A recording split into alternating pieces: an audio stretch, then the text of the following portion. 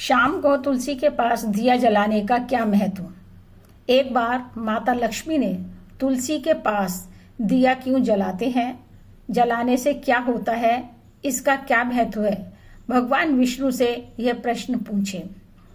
एक बार माता लक्ष्मी ने तुलसी के पास दिया जलाने के महत्व के विषय में पूछा।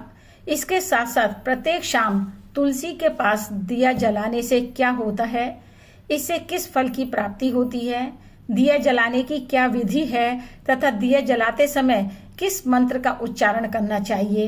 प्रभु मेरे इन सभी प्रश्नों के उत्तर देकर मुझे संतुष्ट कीजिए। भगवान विष्णु खुश होकर बोले, हे देवी, आपने मानव कल्याण के लिए अच्छे प्रश्न पूछे हैं। आपके सभी प्रश्नों के उत्तर एक कहानी के माध्यम से दूंगा, ध्यानपूर्वक सुनना। माता लक्ष्मी बोली, हे स्वामी, जल्दी से सुनाइए, मैं बहुत आतुर हूँ। भगवान विष्णु बोले, प्राचीन समय में तुंगभद्रा नाम की एक बड़ी नदी थी। इस नदी के किनारे हरिहरपुर नाम का एक अत्यंत सुंदर नगर बसा था, जिसमें काशी नाम का एक ब्राह्मण रहता था। वह अत्यंत गुणवान, चरित्रवान, धर्म कार्यों में संलग्न तथा वेदों का प्रकांड पंडित था। उसकी पत्नी बड़ी दुराचारी थी, जिसके कारण सभी ग्रामवासी उसे दुराचारी कहते थे। वह अपने पति को दुख देती तथा हर समय अपमानित करती थी। न तो पति के लिए भोजन बनाती और न ही उसके साथ सोती थी, न ही कभी प्यार से बोलती थी। पति के मित्रों तथा पारिवारिक जनों को भी अपमानित करती थी। वह स्त्री काम भाव से उन्मुक्त होकर निरंतर व्यभिचारिणी महिलाओं के साथ विचरण करती थी। उसका मन अपने पति के स्थान पर अन्य पुरुषों के साथ लगता था। पराये पुरुषों से प्यार से बोलती और उन्हें अपने जाल में फंसाने के लिए सज संवर कर गाँव में घूमती। वन में पेड़ों के नीचे खड़ी होकर पुरुषों का इंतजार करती। सुंदर पुरुषों को अपने मोहजाल में फंसाकर उनके साथ संबंध बनाती। एक दिन वह वन में एक पेड़ के नीचे खड़ी थी। मन में काम हिलोरे ले रहा था, इसलिए किसी कामी पुरुष का इंतजार कर रही थी। परंतु बहुत देर तक इंतजार करने के बाद भी वहां कोई पुरुष नहीं आया तो दुखी होते हुए बोली, मेरी आज की सारी मेहनत बेकार गई। अब मेरी काम वासना का क्या होगा? आज की रात कैसे कटेगी? उसके जोर जोर से चिल्लाने के कारण वहां रहने वाला बाघ निकल कर आया और उस स्त्री को खाने के नियत से उसके पास आ गया। उस बाघ को देखकर वह पसीने पसीने हो गई, डर से थर थर कांपने लगी। वह स्त्री अपने आप को बचाने के लिए कुछ कर पाती, उससे पहले ही बाघ ने हमला कर उसे घायल कर दिया। वह जमीन पर गिर पड़ी और चिल्लाने लगी, बाघ, तुम यहाँ क्यों आए हो? मुझे मारकर तुमको क्या मिलेगा? मैं यहाँ अपने प्रियतम की खोज में आई हूँ।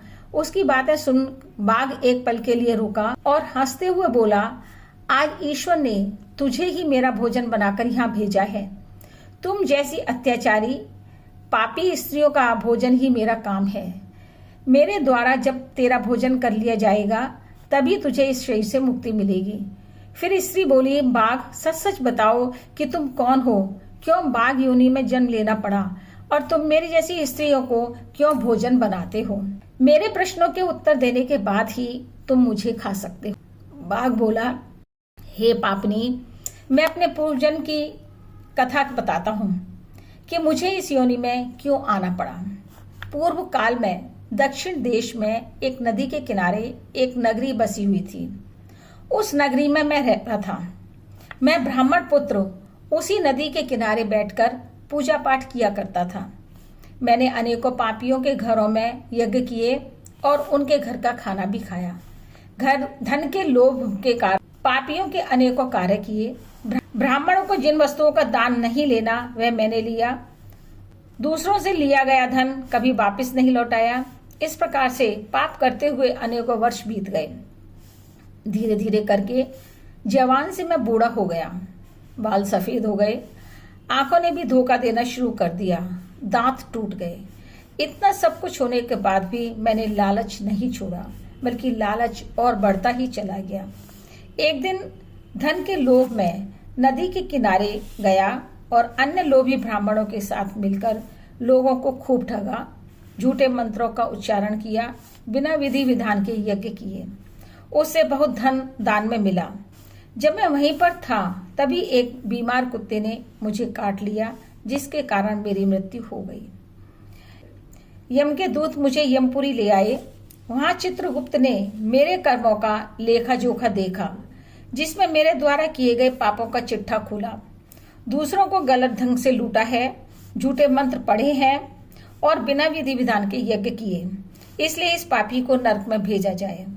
यमराज के आदेश से मुझे नरक में अग्नि कुंड में डाला गया। अनेकों वर्षों तक नरक की सजा भुगतने के बाद मुझे बाघ का जन्म लेना पड़ा और इस जंगल में रहने लगा।